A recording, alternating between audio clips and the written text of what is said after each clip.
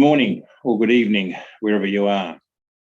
I'm pleased to be speaking to you on this one-to-one Europe, Middle East and Africa virtual conference. My name is John Borshoff. I'm the Managing Director, CEO of DYLLF, a uranium company that I became involved in with my management and technical team 4.5 years ago. Since then, we have delivered considerable value to the company, rising from a market cap of only $6 million then to over $250 million today. In this presentation, I will provide a 10 to 12 minute overview of DYLLF, sufficient, I hope, for those interested to follow up, to provide a brief understanding of uranium, very brief, explaining who we are, what we are doing, where we are going, and what differentiates DYLLF from our competitors. I'll just refer you to the disclaimer here and urge you to read that at your leisure. I just want to bring up one aspect of this incredibly important slide, which has very many aspects to the evolution of the nuclear industry and the uranium mining industry. You'll see it's in 3 cycles, and each one is defined by events there, as are shown in red. And in that period, it's the mining industries produced about 8 billion pounds of uranium. Of that, there's about 6 billion have been consumed, probably more than that. And when you look at strategic stockpiles, contaminated material, we're really coming back to probably 300-400 million pounds that are available in the system, and that will stress uranium price going forward. The big picture is this emerging cycle 4, Decarbonisation-Inspired and an exploration boom to support it.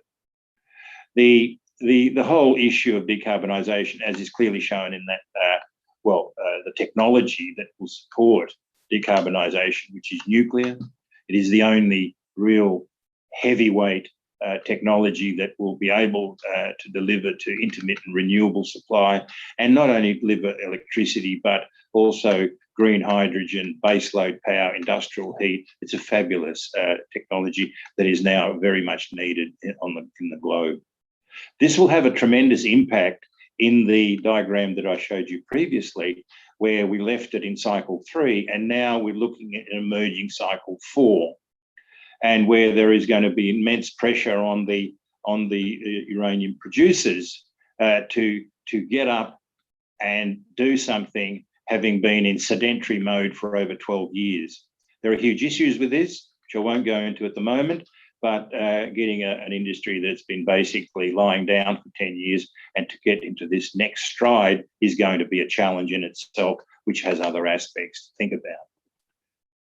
So DYLLF in this context is well focused for, well positioned for growth.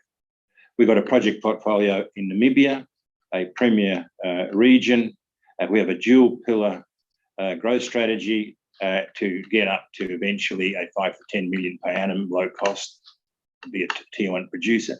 The big thing is we have a standout uranium team, second to none, highly credentialed, ex-Paladin, where we achieved so much in the 2005 to 2011 period, and which was not replicated by any junior or small cap. And we've got proven success across the whole range of skills needed to run an effective uranium company. We built 2 innovative projects, and Paladin grew, as you probably know, from a market cap of about 2 million to about 4 billion in the pre-Fukushima period. We are well funded, have a cash balance of 51 million, and we have about another 30 million, which will be coming in up to June 22 through option conversion. Nuclear energy is certainly becoming a moral imperative. Thank goodness it's around, and the positive momentum is building, as you probably, those that are following, have seen. So our dual strategy then is built around those blue blocks, where I think we can confidently compete against and better than any other company. We've got an experienced, cohesive team, proven track record, a leadership and vision to apply for today, growth strategy and funding support. This is building into the two sort of pillars of our growth strategy, being developing a Namibian project on the organic side, and we're doing that with our DFS, and the other one is sector consolidation for shareholder value. We're operating in a premier mining jurisdiction. It's excellent.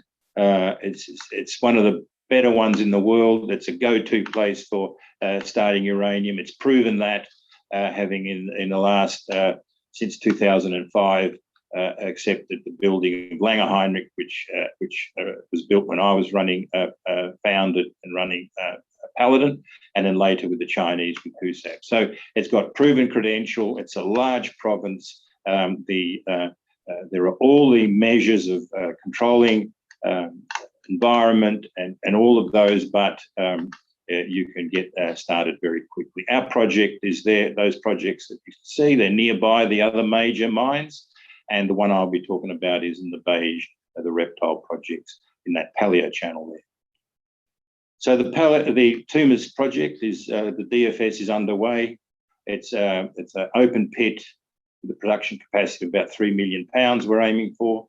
The PFS was completed in February, utilising only 50% of the total resources that were available, and that gave a 12-year life mine.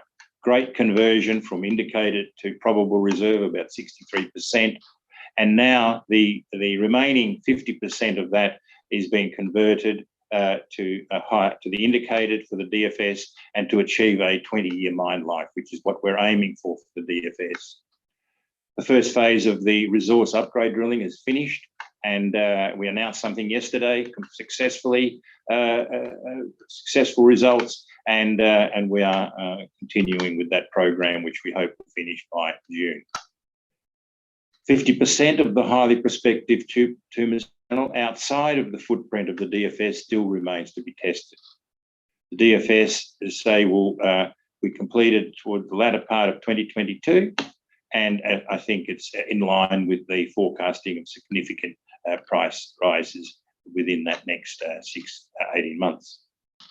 The DFS with a 20-year mine life is they're the projected targets that you see there, and on that second column you'll see the 12-year life of mine, still impressive.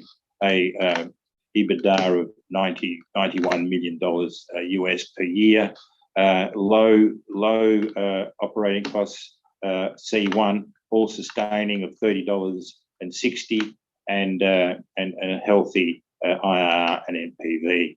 When you look at where we're aiming for the DFS, those results become even more impressive. The metallurgical test work analysis has commenced. The trade-off optimization studies, as I mentioned, phase 1 of the 3-phase resource upgrade drilling has been completed, and phase 2 is ongoing, and there's a whole information news flow will be coming out of that. We are well funded, and we spend our money efficiently and effectively. As you can see, at a cash position when I joined of 2 million, and we have progressively built the company with results and capital raise. And the last raising was in February. We raised 42 million at 60 cents, and our cash position is 52 million. And as I mentioned earlier, during this year, we believe another 30 million will be coming in through the exercise of options. So basically, money's there, and it's up to us to execute on our strategies, which will for sure give value to shareholders. Just I want to alert you here a little bit to our issued capital shares on issue 325, 270 market cap. We've got a good lot of major shareholders that came in on the last raising, and good funds behind that. and a good trading volumes, both on the ASX and the OTC.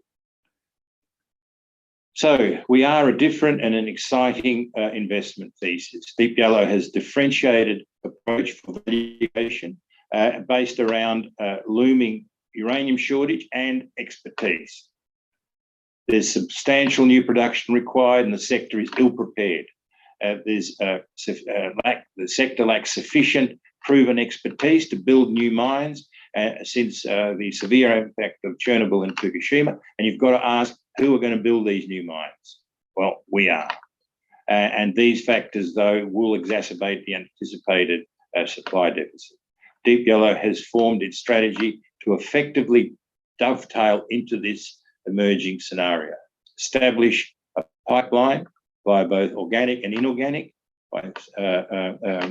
activities, develop a globally diversified multi-project pipeline, and become a miner up to the 5 to 10 million.